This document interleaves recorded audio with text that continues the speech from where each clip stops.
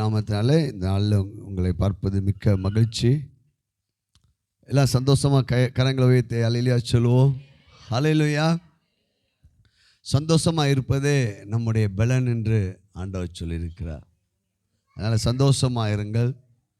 கர்த்தர் நம்மை பலப்படுத்துவார், நம்மை ஆசீர்வதிப்பார். பாருங்கள், இந்த நாளிலும் கூட நம்ம யோவானுக்கு எழுதின சுவிசேஷம் 10ஆம் அதிகாரத்தை நாம் தியானிக்க போகிறோம். அதிகாரத்திலே ஆண்டவர் நமக்கு ஒரு நல்ல மேய்ப்பராக இருக்கிறார்.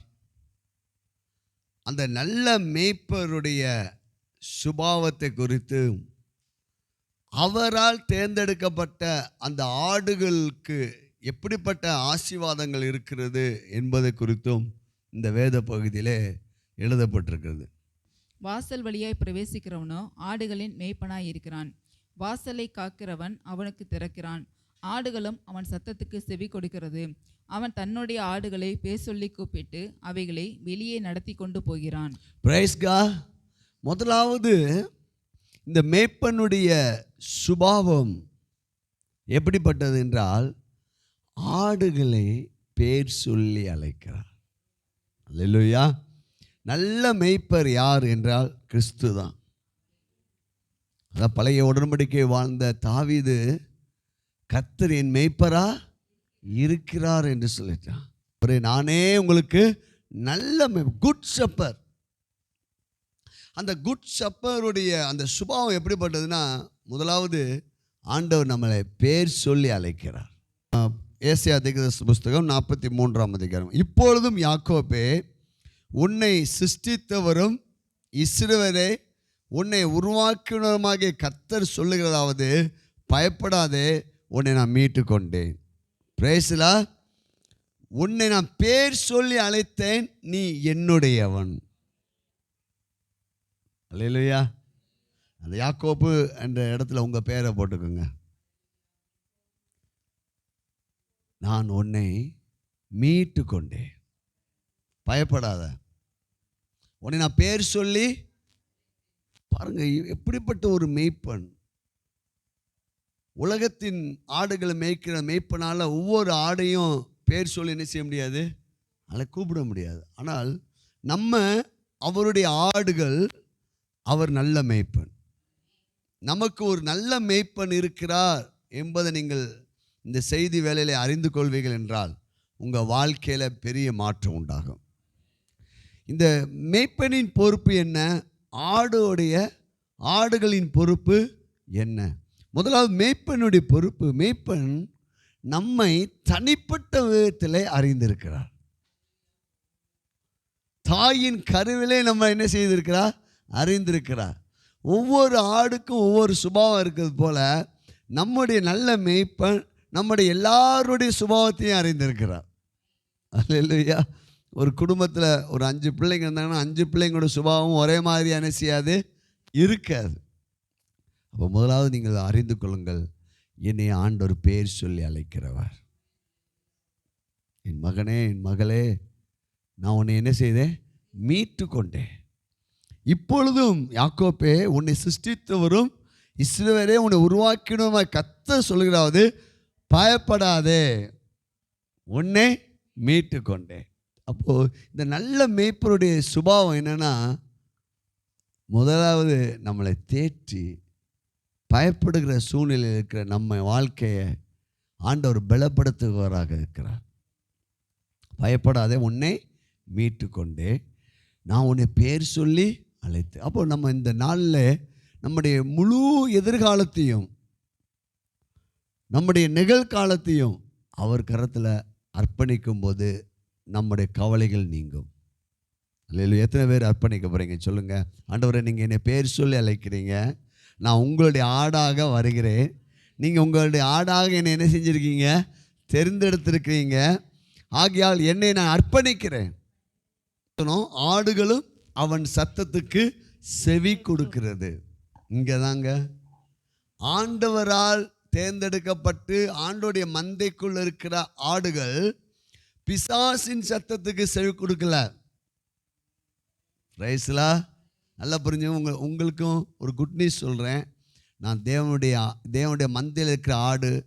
எனக்கு ஒரு சத்தம் கேட்கும், அது என்னுடைய மேய்ப்பனின் சத்தம் தான் கேட்கும். என் ஆடுகள், அற்புதமாக எழுதப்பட்டிருப்பாங்க, ஆடுகளும் அவன் சத்தத்துக்கு செவி கொடுக்கிறது. அப்படி என்றால் முதலாவது இந்த ஆடுகள் மேய்ப்பனின் சத்தத்தை அறிந்திருக்கிறது. அநேக நேரங்கள் நம்ம சொல்கிறோம், அநேக தேவனுடைய பிள்ளைங்க கிறிஸ்தவங்க சொல்லுகிற ஒரு வார்த்தை, பிசாசு இப்படி பேசுகிறான். பிசாசு பேசும்போது உங்கள் வாழ்க்கையில் கவலை, வேதனை, பயம், கசப்பு, வைராக்கியம், கோபம் எல்லாம் வந்துடும்.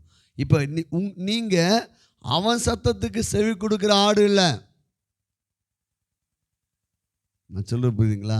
நீங்கள் கர்த்தரின் நல்ல மேய்ப்பராகிய கிறிஸ்துவின் சத்தத்துக்கு செவி கொடுக்கிற ஆடாக இருக்கிறீர்கள். அல்லேலூயா. அப்போ முதலாவது நீங்கள் நல்லா புரிஞ்சுக்கணும், ஆண்டவரே நான் உங்கள் சத்தத்தை கேட்கக்கூடிய ஆளா. எனக்கு சத்தமே கேட்க மாட்டுதே, எனக்கு தேவனுடைய சத்தமே கேட்க மாட்டுதே, ஆண்டவருடைய வாய்ஸை என்னால் கேட்க முடியலையே அப்படின்னு நம்ம இருக்கீங்கன்னா, நீங்கள் முதல்ல தொழுவத்துக்குள்ளே இருக்கிறீங்களா? அவருடைய மந்தைக்குள்ளே இருக்கிறீங்களா? ஏன்னா இங்கே சொல்லப்பட்டிருக்கு, என் ஆடுகள் என் சத்தத்துக்கு செவி கொடுக்கின்றன, காரணம் என் ஆடுகளின் சத்தத்தை அறிந்திருக்கின்றன. இப்போ ரெண்டு காரியம். ஒன்று, உங்களுடைய செவிகள் திறக்கப்படும்படி ஆண்டவரிடத்தில் நீங்கள் உங்களை அர்ப்பணிக்கணும். அதுலேயும் ஒரு முக்கியமான காரணம், நான் அவருடைய ஆடுன்னு நம்பணும். ஃபஸ்ட்டு ஒரு குட் நியூஸ் சொல்கிறேன், நான் அவருடைய ஆடு, நான் அவருடைய சத்தத்தை கேட்பேன். பிசாசே உன் சத்தத்தை நான் என்ன செய்ய மாட்டேன், கேட்க மாட்டேன். அல்லேலூயா. நீங்கள் அப்படி நம்பும்போது உங்கள் வாழ்விலே கர்த்தருடைய சத்தத்தை கேட்கும்போது, ஏன்னா கர்த்தருடைய சத்தத்தை, அந்த மேய்ப்பனுடைய சத்தத்தை அந்த ஆடு கேட்கலன்னா அன்னைக்கு அது அந்த மேய்ப்பன் எங்கே போகிறான்னு அந்த ஆடுக்கு என்ன செய்யாது. இவ்வளோ குடும்பம் பார்த்தீங்களா, இன்றைக்கி நம்ம வாழ்க்கையில் ஏன் இவ்வளோ பிரச்சனையை சந்திக்கிறோம், ஏன் போராட்டத்தை சந்திக்கிறோன்னா, நம்ம மேய்ப்பனின் சத்தத்தை சரியான செய்யலை, கேட்கல. நீ பாதை மாறி அப்படியே 9 தூரம் போயிட்டா எவ்வளோ கஷ்டம் பாருங்கள். ஆனால் இப்போது ஆண்டவர் சொல்றாரு, கிறிஸ்தவ வாழ்க்கை என்பது கஷ்டம் இல்லாத ஒரு வாழ்க்கையை வச்சுருக்காரு. ஆனால் ஒன்று, நம்ம கீழ்ப்படைஞ்சு எங்கே உட்காந்துருக்கணும், அவருடைய மந்தைக்குள்ளே உட்காந்துருக்கணும். நம்மளாம் நம்ம வாழ்க்கையை ஓட்டுறதுக்கு இணைஞ்சிடக்கூடாது, வண்டியை எடுத்துக்கிட்டு ஸ்டார்ட் பண்ணிடக்கூடாது. பாருங்கள், இன்னொன்று ஒரு அற்புதமான வசனம் சொல்கிறேன். இப்போ இந்த 3ஆவது வசனத்தில், வாசலை காக்கிறவன் அவனுக்கு திறக்கின்றான், ஆடுகளும் அவன் சத்தத்துக்கு செவி கொடுக்கிறது. ஒன்று, ஆடுகள் அவன் சத்தத்துக்கு செவி கொடுக்கிறது. அவன் தன்னுடைய ஆடுகளை பேர் சொல்லி கூப்பிடுறது மேய்ப்பனுடைய பங்கு. அவைகளை வெளியே நடத்தி கொண்டு போகின்றான். அல்லேலூயா. இப்போ அவன் சத்தத்துக்கு செவி கொடுத்த ஆடுகளை நடத்துகிறார். கத்தை நடத்தும் போது நம்ம பாதை ராஜா பாதையாக மாறிடும், நம்முடைய இருள் வெளிச்சமாய் மாறிடும், நம்முடைய பலவீனம் பலனாய் மாறிவிடும், நம்முடைய வறுமை ஐஸ்வர்யமாய் மாறிவிடும். ஆண்டவர் சொல்ல, மேய்ப்பன் சொல்கிறார், நான் உன்னை பேர் சொல்லி மட்டும் கூப்பிடுற ஆள் கிடையாதுப்பா, நான் உன்னை நடத்திட்டு போவேன். அல்லேலூயா. சொல், கர்த்தாவே நீங்கள் என்னை நடத்துங்க. பேர் சொல்லி அழைக்கிறது மட்டுமல்ல, என்னை தெரிந்து கொண்டு ரட்சித்தது மாத்திரமல்ல, என்னை நடத்துகிற தேவன் எனக்கு இருக்கிறார். அவர் நல்ல மேய்ப்பராக இருக்கிறார். அவர் நல்ல மேய்ப்பர். இன்னைக்கு நம்ம ஆண்டவராக நடத்தப்படாதனால தான் நம்ம வாழ்க்கையில் வெறுமை, சந்தோஷம் இல்லாமல் அப்படியே வெறுப்பா, அப்படியே எதையோ பெரிய பாரம் சுமந்துக்கிட்டு. இந்த ஆடுகள் பாருங்கள், நல்ல மேய்ச்சலுக்கு போயிட்டு திரும்ப ரிட்டர்ன் வரும். அந்த வர்ற இடத்துக்கு பார்த்திங்கன்னா நல்ல கொழு நல்லா ஆடிக்கிட்டே வரும். அந்த ஆடுகளாம் இன்னைக்கு காலையில் யார் பேச்சை கேட்டு போயிருக்குது, மேய்ப்பன் அமர்ந்த தண்ணீர் அண்டையில் கொண்டு போய் விடுவார். தீமைகள் எதுவும் வராதபடி காத்துக்கொள்வார், நடத்தி கொண்டு போகிறார். அந்த மேய்ப்பனுடைய 2வது பங்கு, நம்மை நடத்துவார். நீங்கள் சொல்லணும், நீங்கள் என்னை நடத்த வேண்டிய பொறுப்பு நீங்கள் தான். அல்லேலூயா. அவர் சொல்லுவார், நீ என் மந்தையில் இருக்க வேண்டிய பொறுப்பு உனக்கு தான். எப்படி நம்ம மந்தையை விட்டுக்கிட்டு எங்கேயா போய் சுற்றிட்டு போகக்கூடாது, அவர் சத்தத்தை கேட்க. ஆனால் குட் நியூஸ் சொல்கிறேன், நீங்கள் அவருடைய ஆடா இருக்கிறபடியால் அவருடைய சத்தத்தை கேட்பீர்கள். நீங்கள் அவருடைய சத்தத்தை கேட்கிறபடியால் கர்த்தர் நம்மை நடத்துவார். விசுவாசத்துக்கு வந்துடணும். நம்ம விசுவாசத்துக்கு வந்துடணும். பாருங்க, இப்போ 4வது வசனம், அவன் தன்னுடைய ஆடுகளை வெளியே விட்ட பின்பு அவைகளுக்கு முன்பாக நடந்து போகின்றான். கரங்களை தட்டுங்க. 3வது, இந்த மேய்ப்பன் எப்படிப்பட்டவன் தெரியுமா? வெளியே விட்டுட்டு முன்னாடி போயிட்டு இருக்கார். இந்த ஆடுகள் யாரை ஃபாலோ பண்ணணும்? Follow Jesus, follow good shepherd. அப்படி முன்னாடி போகிறான். இப்போ நீங்கள் பயப்பட வேண்டாம். ஒரு தீமை வரும் என்றால், ஒரு பிரச்சனை வரும் என்றால், இந்த மேய்ப்பனை சந்திக்காமல் இந்த ஆடுக்கு ஒரு தீமையும் நடக்காது. அல்லேலூயா. நான் உனக்கு முன்னே போய் கோலானவைகளை பிடிச்சுக்குங்க. நான் உனக்கு முன்னே போய். அப்போ நம்ம காலைல இன்னைக்கு ஒரு வேலைக்கு கிளம்புறோம். என்ன காரியத்துக்கு போகணும் நம்ம சொல்லணும், ஆண்டவரே நான் தனியாக போகல, உங்கள் சமூகம் எனக்கு முன்பாக, நீர் எனக்கு முன்பாக போகும்போது எந்த செங்கடலும் எனக்கு முன்பாக வழி திறந்துதான் ஆக முடியும். எரிகோ விழுந்துதான் ஆக முடியும். யோர்தானும் பின்னிட்டு திரும்பி தான் ஆக முடியும். எனக்கு வருதாமா ஒருவனை நிற்க முடியாது. இந்த விசுவாசம் நமக்கு. நம்ம என்ன செய்கிறோம்? காலைல நம்மளும் வேலையெல்லாம் செய்கிறோம். நம்ம ஆட்டு வண்டியை எடுத்துக்கிட்டு இல்லை ஏதோ கார் யோசித்துக்கிட்டு, என்ன வாழ்க்கையே இப்படி ஆயிடுச்சு. ஏன்னா மேய்ப்பன் முன்னாடி அவர் விட்டுட்டு அவர் முன்னாடி நடந்து போகிறார். நம்ம காலை எந்திரிச்சோன்னு சொல்லணும், ஆண்டவர் நீர் என்னுடைய நல்ல மேய்ப்பன், நான் உம்முடைய ஆடு ஆண்டவரே. இஸ்ரவேல் ஜனங்களுக்கு அந்த வனாந்தரத்தில் எந்த போர்டும் கிடையாது. இன்றைக்கி நிறைய இடத்துல கூகுள் மேப்பு கூட தப்பு பண்ணிடுது. ஒரு ஜோக் போட்டிருந்தான். கூகுள் மேப்பு ஒரு ஒரு ஒரு ஒரு அனிமல் வந்து கூகுள் மேப்பை ஃபாலோ பண்ணி வந்துட்டு இருக்குது. அது ஒரு பன்றின்னு வச்சுக்கோங்க. அவங்க வந்து சிங்கம் இருக்க இடத்துக்கு கொண்டு வந்து விட்டுருது. நாங்கள் ஒரு கூகுள் மேப்பை நம்பி ஒரு கேரளாவுக்கு நானும் இன்னொரு என் ஃப்ரெண்டும் காரில் போயிட்டு இருந்தோம். ஒரு முக்கியமான ஒரு மீட்டிங்காண்டு டைம் வேறு ஆகிட்டு இருக்குது. போயிட்டுருக்கோம். அது லெஃப்ட்டு ரைட்டு கடைசி இப்படி ஸ்ட்ரெயிட்டாக கொஞ்சம் செங்குத்தான இடத்துக்கு போயிடுச்சு. இடுக்கான, அதாவது பின்னாடியே வர முடியாது. அப்படி இந்த பக்கம் வீடு கேரளாவில். நாங்கள் போயிட்டு அங்கிட்டு காடுது. இன்னும் 200 மீட்டர், இன்னும் 100 மீட்டர் பார்த்தா கடைசி எண்டு சுவர் தான் இருக்குது. சரி, அப்படிலாம் கூகுள் மேப் எத்தனையோ நமக்கு நல்லது செய்யுது. சில நேரங்களில் அந்த நேமோடைய மிஸ்டேக்னால அப்படி ஆயிடுது. ஆனால் நம்முடைய நல்ல மேய்ப்பர் ஒரு நாளும் நம்மை தவறாய் நடத்துகிற மேய்ப்பர் அல்ல. அல்லேலூயா. அவர் எப்படி போகிறாரா? ஆடுக்கு ஏதாவது பிரச்சனை உண்டாக்குன்னா யாரை முதல்ல சந்திச்சாகணும்? சொல்லுங்க. இயேசுவின் நாமத்தினால எந்த பிரச்சனையும், எந்த வியாதியும், எந்த போராட்டமும் என்னை சந்திப்பதற்கு முன்பாக என் மேய்ப்பரை சந்தித்து தான் ஆக வேண்டும். அந்த நல்ல மேய்ப்பர் கல்வாரி சிலுவையிலே அனைத்தையும் சந்தித்து விட்டார். அல்லேலூயா. இந்த உலகத்தில் உபத்திரம் உண்டு, திடன்கொள், நான் உலகத்தை ஜெயித்தேன். இப்போ ஜெயித்தவர் முன்னாடி போயிட்டு இருக்காரு. நம்மளாம் எப்படி போகலாம்? ஜாலியாக போகலாம். ஒவ்வொரு நாளும் நல்ல நாள் தான் நமக்கு. பிரைஸ்கா. அப்போ ஒன்று பேர் சொல்லி அழைக்கிறாரு. 2வது முன்னாடி போகிறார், நடத்திட்டு போகிறாரு. 3வது அவர் நமக்கு முன்பாக போகிறார். அது மட்டும் நம்ம இதயத்தில் வச்சு பார்த்து கொண்டிருக்க உங்களை பார்த்து நான் சொல்கிறேன், உங்களுடைய வாழ்க்கையில் என்ன பிரச்சனைகள், என்ன போராட்டங்கள் இருந்தாலும் அவர் உங்களுக்கு முன்பாக போய் கொண்டிருக்கிறார். அவர் நல்ல மேய்ப்பர். அல்லேலூயா. பாங்க 5வது வசனம், 4வது வசனம். அவன் தன்னுடைய ஆடுகளை வெளியே விட்ட பின்பு அவைகளுக்கு முன்பாக நடந்து போகின்றான். ஆடுகள் அவன் சத்தத்தை அறிந்திருக்கிறபடியினால் அவனுக்கு பின் செல்கிறது. இல்லையா? முன்னாடி வந்துக்கிட்டு நம்ம பேர் சொல்லி நம்ம கூப்பிட்டுக்கிட்டே போகிறாரு. நம்ம பிராக்கு பார்க்கக்கூடாது. இல்லையா? அவர் பேர் சொல்லி வாப்பான்னு கூப்பிட்டு இருக்காரு. இவர் முன்னாடி இவர் நம்மளை பார்க்க போகிறார். நம்ம ஆடு கொஞ்சம் நிற்போம். கொஞ்சம் எங்கே ரோடு பாதை என்ன செய்யாது? டெய்லியே ஜெபம் பண்ண முடியும், டெய்லியும் வாரந்தோறமாக சர்ச்சுக்கு போக முடியும், வாரந்தோறும் டெய்லியாக ஆண்டவர் தேட முடியும். எப்போ பார்த்தாலுமா ஜெபம், பாதை போயிருமே. அல்லேலூயா. பார்த்தீங்களா?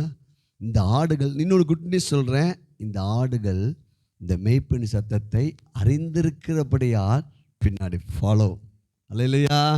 நம்ம இப்படி விசுவாசிப்போம், ஆண்டவர் நான் உம்முடைய ஆடு, நான் உங்கள் சத்தத்தை நான் கேட்டுக்கிட்டே இருப்பேன் ஆண்டவரை.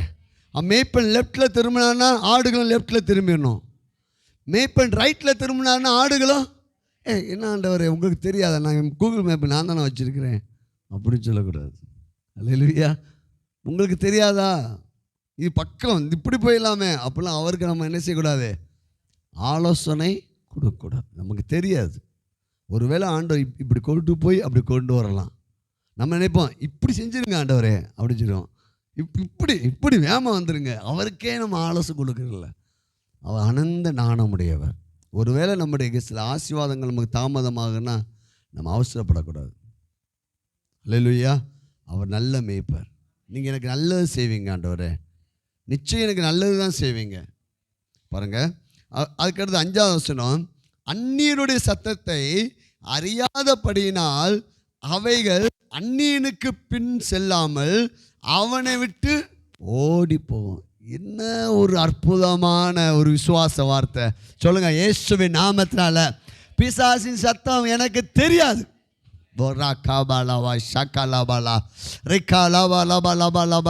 பிசாசு பயன்படுத்துகிற மனிதர்களுடைய சத்தமும் எனக்கு கேட்காது. ஒரே ஒரு சத்தம் எனக்கு கேட்கும், என்னுடைய நல்ல மேய்ப்பருடைய சத்தம் மாத்திரமே கேட்கும்.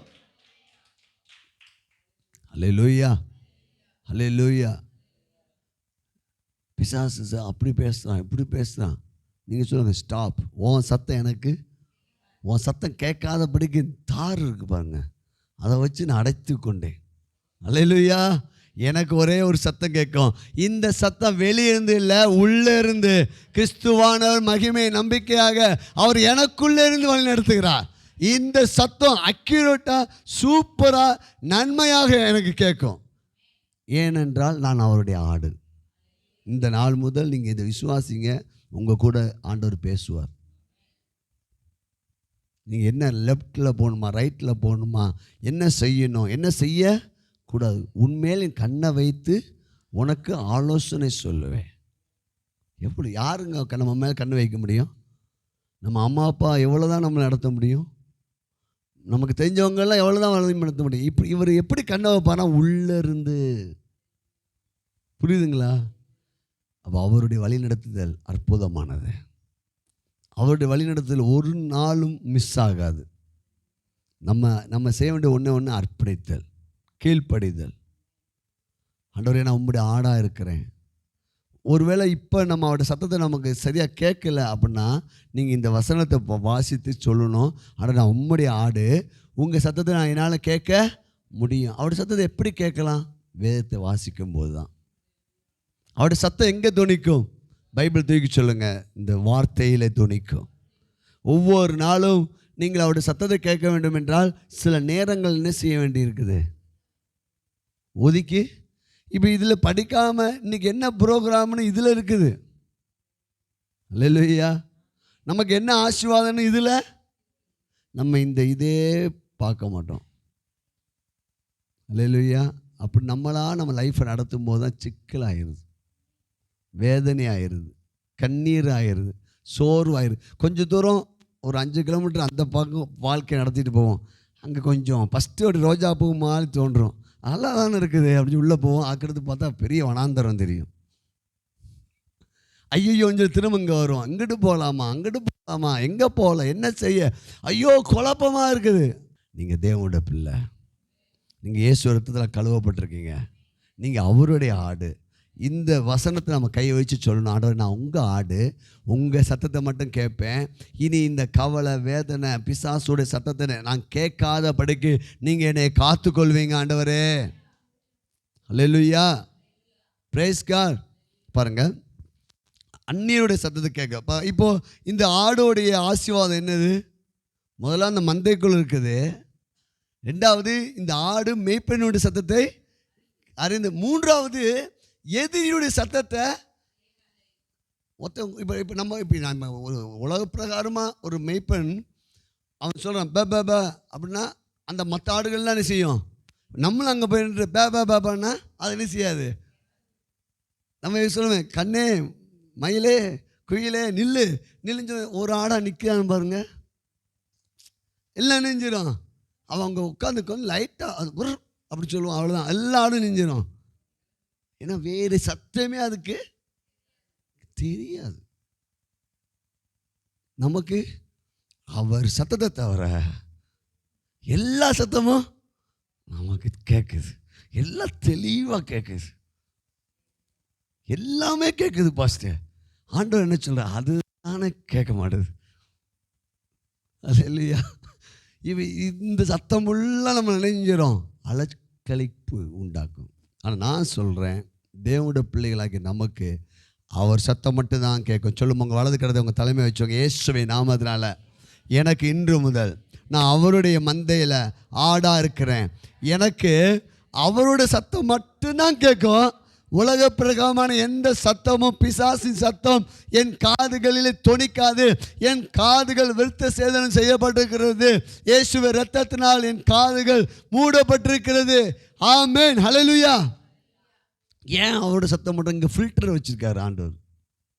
அதான் பிளட் ஆஃப் ஜீசஸ், வேர்டு, கர்த்தரோட வார்த்தை. இது எல்லாம் வருமா? பிசாஸ் பயமுறுத்துறானா? ஊன்னு சொல்லுவானா? நீங்கள் உடனே பைபிளுக்கு வாசிக்க போயிருங்க. ஆண்டவர் சொல்வார், மகனே நீ பயப்படாத, நான் உன்னை பேர் சொல்லி நீ என்னுடையவன். அல்லேலூயா. பாருங்க, வழியாய் ஒருவன் உட்பிரவேசித்தால் அவன் ரட்சிக்கப்படுவான். அவன் உள்ளும் புறமும் சென்று மேய்ச்சலை கண்டடைவான். 10 வாசிக்கிறேன். திருடன் திருடவும் கொல்லவும் அழிக்கவும் வருகிறானே அன்றி வேறொன்றுக்கும் வரான். நானோ அவைகளுக்கு ஜீவன் உண்டாயிருக்கவும் அது பரிபூரணப்படவும் வந்தேன். பாருங்க, இந்த இடத்துல ஆண்டவர் சொல்றாரு, நானே ஆடுகளுக்கு வாசல், நானே உனக்கு வழிப்பா. இன்னைக்கு ஆண்டவர் நம்மளை பார்த்து தீர்க்கதரிசனமாக சொல்கிறார். இதை பார்த்து கொண்டிருக்க உங்கள் வாழ்க்கையில் ஆண்டவர் தீர்க்கதரிசனமாக சொல்கிறாரு, நானே உனக்கு வாசல், நானே உனக்கு வழி, நானே உனக்கு நல்ல மேய்ப்பன், நானே உனக்கு ஆறுதல், நானே உன்னை குணமாக்குற கர்த்தர், நானே. அப்புறம் என்ன தெரியுமா? முழு பொறுப்பு நான் தான்பா. எந்த ஆடுக்கு? அவருடைய மந்தைக்குள்ள இருக்கிற ஆடுக்கு யாரு தான் பொறுப்பு? அவரு தான். சொல்லுங்க, ஆண்டவர் நான் உங்கள் ஆடு ஆண்டவரே, நீங்கள் தான் எனக்கு பொறுப்பு. என் எதிர்காலம் நீங்கள் தான், என் நிகழ்காலமும் நீங்கள். நானே வாசல் அப்படி சொல்ல, நானே அந்த ஆடுகளுக்கு வாசல் என்று மெய்யாகவே மெய்யாகவே. எங்கெல்லாம் 2 தடவை ஆண்டவர் சொல்கிறாரோ அந்த வசனத்தை கவனிக்கணும். மெய்யாகவே சத்தியமாக சொல்கிறேன்ப்பா, நான் தான் உனக்கு வழி, எங்கேயும் அலைன்னு தெரியாத, நானே உனக்கு வாசல். அதுக்கடுத்து பார்த்தீங்க 8வது வசனம், எனக்கு முன்னே வந்தவர்கள் எல்லோரும் கள்ளர்களும் கொள்ளைக்காரர்களுமாக இருக்கின்றார்கள். ஆடுகள் அவர்களுக்கு செவி கொடுக்க அல்லேலூயா. இயேசுவின் நாமத்தில் சொல்லுங்க, இயேசுவின் நாமத்தால் எல்லா அவிசுவாசங்கள், சந்தேகங்கள், பயங்கள், வியாதிகள், பிசாசு கொண்டு வருகிற அத்தனை காரியங்களுக்கும் நான் கிறிஸ்துவுக்குள்ள அவருடைய ஆடாக இருக்கபடியா நான் செவி கொடுக்க மாட்டேன். கர்த்தருடைய வார்த்தைக்கு மாத்திரமே நான் செவி கொடுப்பேன்.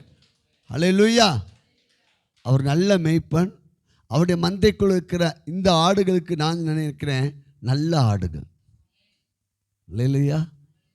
நீங்கள் சொல்லுங்க, நல்ல ஆடு. பக்கத்தில் பார்த்து சொல்லுங்க, நல்ல ஆடுங்க, நான் ஆண்டு சத்தத்தை மட்டும் கேட்பேன். ஆமே. ஆண்டு சந்தோஷப்படுவார். அப்போ அன்னைக்காவது ஒத்துக்கிட்டான்.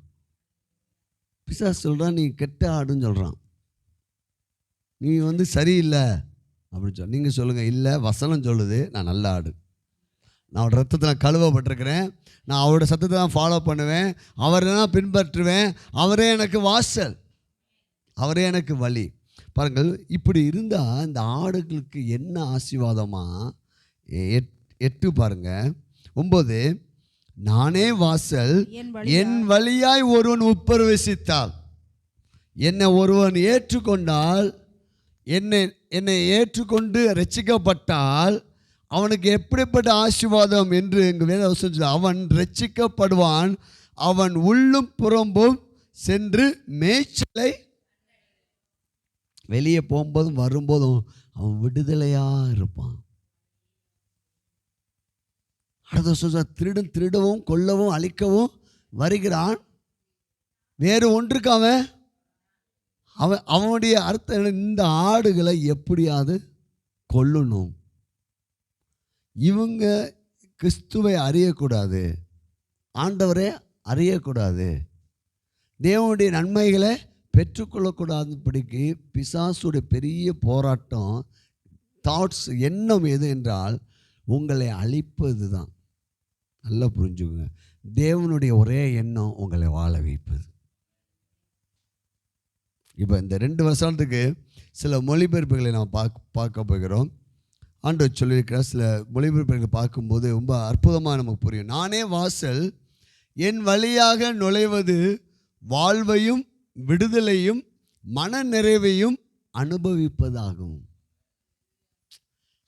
இப்போ நம்ம ரட்சிக்கப்பட்டுட்டோம், நம்ம அவருடைய ஆடாக மாறிட்டோம்.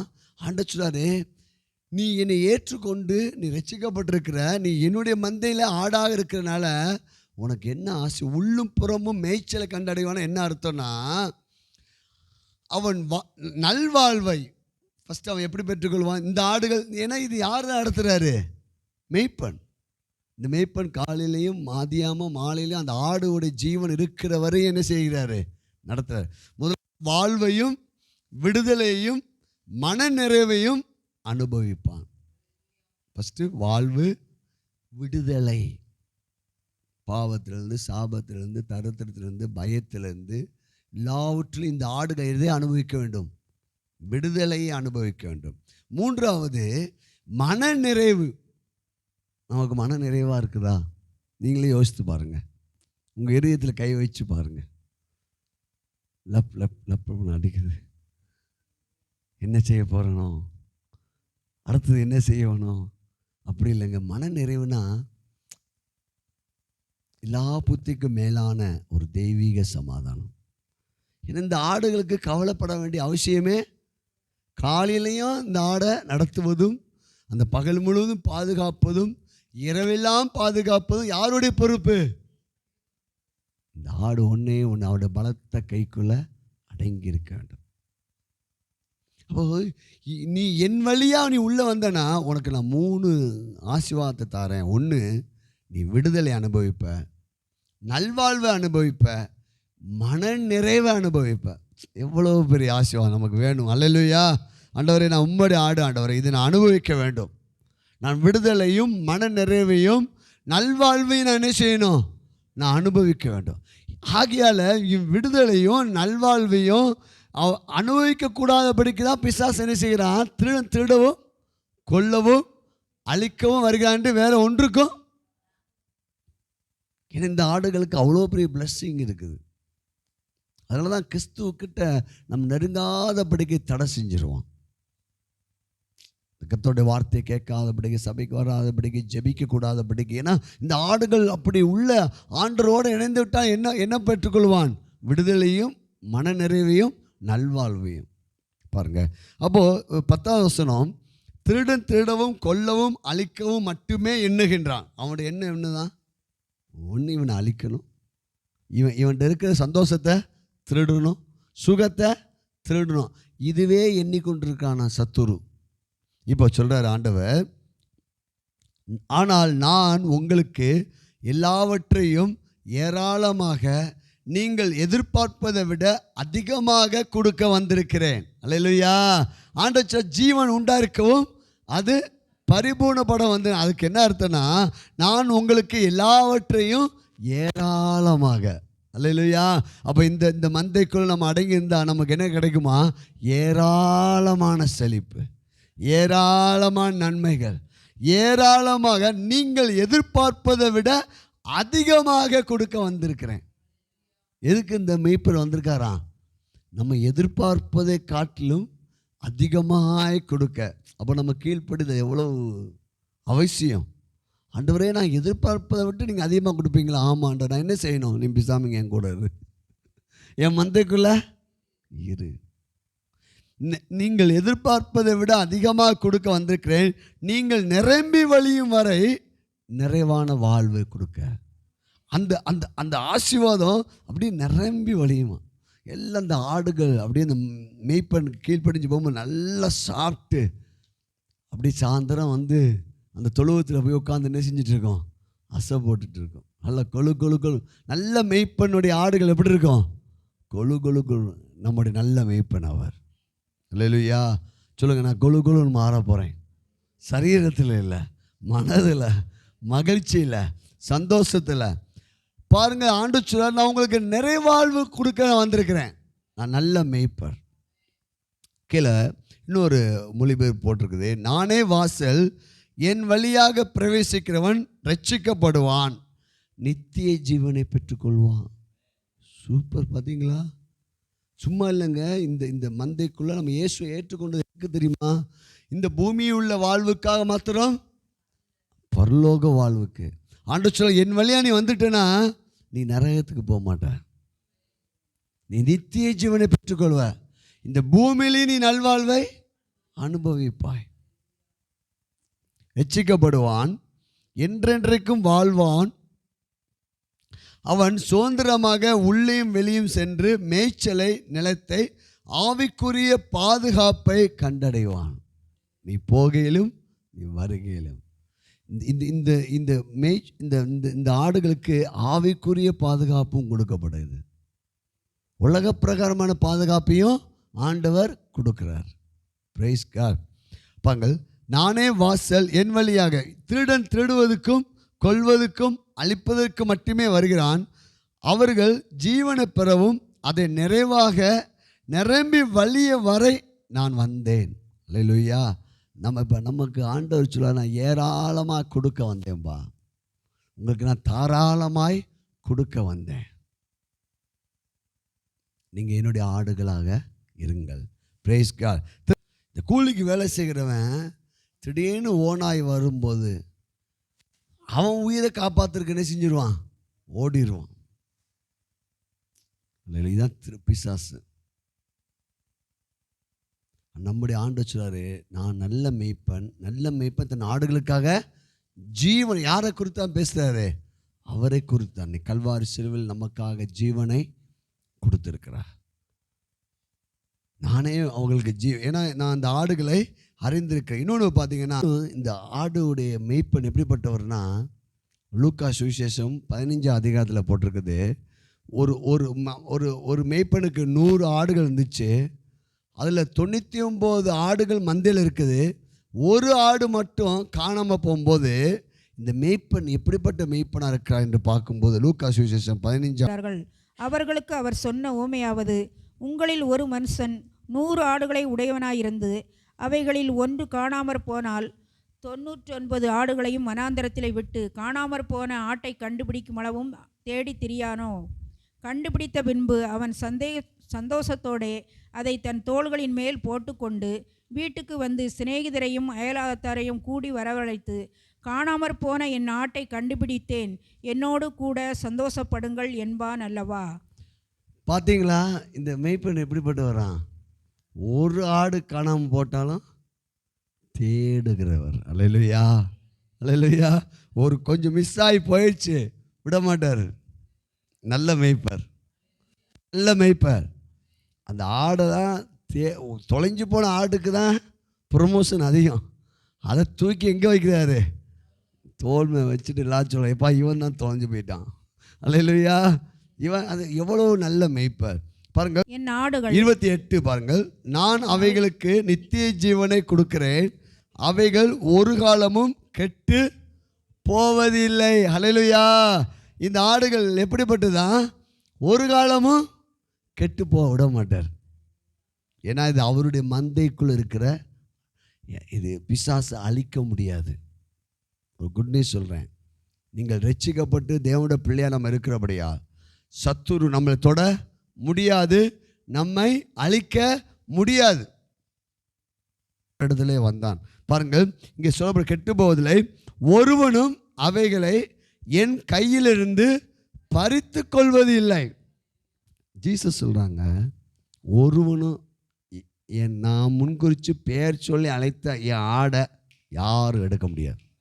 இதுதான் தீர்க்கதரிசனமான வார்த்தை. அல்லேலூயா, அல்லேலூயா. 2வது வசனம் பாருங்க. அவைகள் எனக்கு தந்த என் பிதா எல்லோரிலும் பெரியவராக இருக்கிறார், அவைகளை என் பிதாவின் கையிலிருந்து பறித்து கொள்ள ஒருவனாலும் ஆண்டவர் சொல்வார், என் கையிலேருந்து பறிக்க முடியாது, என் பிதாவின் கையிலேருந்தும் பறிக்க முடியாது. அல்லேலூயா. அப்போது இந்த நம்ம ஒரு விசேஷித்த ஒரு ஆசீர்வாதத்தை நம்ம பெற்றிருக்கிறோம். நாம் அவருடைய ஆடாக இருக்கிறோம். அவர் நம்ம பெயர் சொல்லி அழைத்திருக்கிறார். நமக்கு உள்ளும் புறம்பும் நல்ல மேய்ச்சல் நமக்கு உண்டாகும்.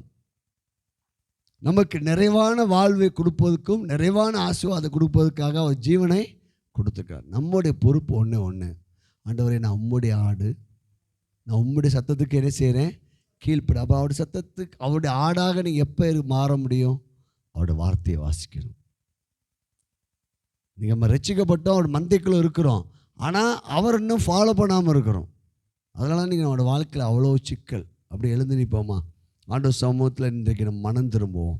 ஆண்டவரே, நான் உங்கள் சத்தத்தை நான் கேட்காமல் இருந்ததுக்காக என்னை மன்னிங்க. நான் அந்நியனுடைய சத்தத்தை, பிசாசுடைய சத்தத்தை நான் கேட்டுக்கிட்டு நான் திரிந்ததுக்காக என்னை மன்னித்து கொள்ளுங்க. ஆண்டவரே, உங்கள் சத்தத்தை கேட்க எனக்கு உதவி செய்யுங்க. ஆனால் இந்த நாளில் ஒரு தீர்க்கதரிசனம் ஒரு வார்த்தை, நீங்கள் அவருடைய ஆடுகள், அவருடைய சத்தம் உங்களுக்கு கேட்கும். ஆடுகளை வெளியே விட்ட பின்பு அவர் நமக்கு முன்பாக போகிறார். Glory to Jesus name. Glory to the Lord. ஆண்டவரே, நான் உம்முடைய ஆடாக இருக்கிறோம். உங்கள் சத்தத்தை நாங்கள் செவி கொடுப்போம். ஆண்டவரே, உமக்கு நாங்கள் நன்றி செலுத்துகிறோம். Glory to Jesus name. பாராபா ஷலா Bala Bala Bala. ஓ பாரிக்காலா பாரிக்கா பாலா பாலா பாலா. ஒரு குட் நியூஸ் சொல்லிடுவான். ஆண்டு சொல்ல, என் கையிலேருந்தும் பறிக்க முடியாது, பிதாவின் கையிலேருந்தும். சொல்லுங்கள், இயேசுவ ரத்தத்துக்குள்ளே நான் அவருடைய ஆடாக இருக்கிறத நான் விசுவாசிக்கிறேன். நான் அவருடைய சத்தத்தை மட்டும் கேட்பேன். அவர் எனக்கு முன்பாக போவார். அவரே எனக்கு வாசலாக இருக்கனால உள்ளும் புறம்பும் நான் மேய்ச்சலை கண்டடைவேன். ஆமென். கைகளை தட்டி glory to Jesus. ஆண்டவரே, உம்மை துதிக்கிறோம், உம்மை ஸ்தோத்திக்கிறோம். அப்பா உம்முடைய கிருபைக்காக, உம்முடைய தயவுக்காக ஸ்தோத்திரம், உம்முடைய அன்புக்காய் ஸ்தோத்திரம், ஸ்தோத்திரம், ஸ்தோத்திரம். நீ எங்களுக்கு நல்ல மேய்ப்பராக இருப்பதுக்காய் ஸ்தோத்திரம். ஆண்டவரே, உம்முடைய ஆடாக நாங்கள் இருப்பதுக்காய் ஸ்தோத்திரம்.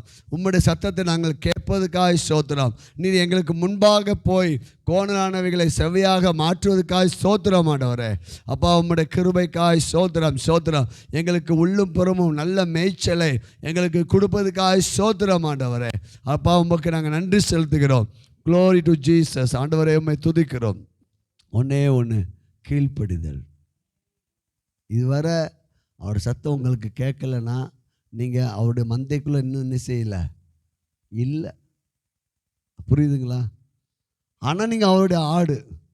ஆனால் அவருடைய ஆடு அவருடைய சத்தத்தை ஃபாலோ பண்ணலைன்னா டெய்லி ஆசீர்வாதத்தை பெற்றுக்கொள்ள முடியாதுப்பாங்க. இந்த ஆடு மேய்ப்பன் வெளியே போகும்போது நான் எங்கள் தொழுவத்திலேயே உட்காந்துருப்பேன் அப்படி சொன்னால் அது பட்டினியான கிடக்கணும். இது யாருடைய மிஸ்டேக்கு? மேய்ப்பனுடைய மிஸ்டேக்கா? புரியுதுங்களா? நம்ம ஒப்பு கொடுப்போமா? ஒரு நிமிஷம் ஒப்பு கொடுங்க. ஆண்டவரே, என்னை மன்னிச்சிருங்கப்பா, என் கீழ்ப்படியாமையை மன்னிங்க, என் அவிசுவாசத்தை மன்னிங்க, நான் உங்கள் சத்தத்தை கேட்க, உங்கள் வேதத்தை வாசிக்காமல் இருந்ததுக்காக என்னை மன்னிங்க, உங்களை பின்பற்றாமல் இருந்ததுக்காக என்னை மன்னிங்க, உங்கள் இரத்தத்தினால் என்னை கழுவுங்க. நான் உங்கள் ஆடு என்று நான் விசுவாசிக்கிறேன். உங்கள் ஆடாக நான் இருக்கிறபடியா நிச்சயம் நான் கீழ்ப்படிய என்னை நான் அர்ப்பணிக்கிறேன். ஆண்டவரே, உம்முடைய வார்த்தையை கொண்டு என்னோடு பேசும். ஆண்டவரே, நீ நல்ல மேய்ப்பனப்பா. நான் உங்களுக்கு கீழ்ப்படிந்தேன்னா என் வாழ்க்கையில் உள்ளும் புறம்பும் நல்ல ஒரு மேய்ச்சலை நான் கண்டடைவேன். ஆண்டவரே, நிச்சயம் ஜீவன் உண்டாஇருக்கவும் அது பரிபூர்ணப்படம் வந்தேன்னு சொன்னீங்களே, அதை நீங்கள் நிறைவேற்றுவீங்க. இயேசுவின் நாமத்தில் என்னையே நான் அர்ப்பணிக்கிறேன். நல்ல பிதாவே.